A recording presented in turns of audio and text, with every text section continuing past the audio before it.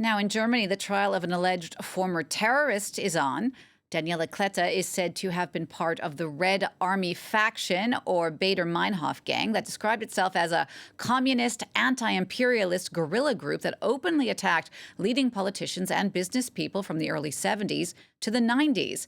Klette was arrested last year after living for years under a false identity.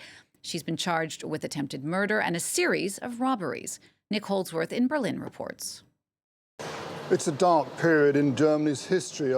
This was this far-left group that was initially called the Baader-Meinhof group, later renamed as the Red Army faction, and they carried out a series of high-profile murders in the late 60s and early 70s, including the killings of senior prosecutors, the head of the German Employers Association, and other public officials through car bombs, sniper attacks, and other ways of murdering people. And they were revolutionaries, a very small group, just, at the biggest, maybe a dozen people.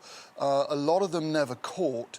This woman, Daniela Klette, lived for 25, nearly 30 years after the Red Army faction had been disbanded in 1998 in a district of Berlin, not very far from me, just about a kilometre that way, in Kreuzberg, and she lived undercover. Now, because she couldn't reveal her identity, she and a couple of other members of the groups funded their lifestyles by robbing banks. And what she's accused of is not any of the murders going back to the 70s.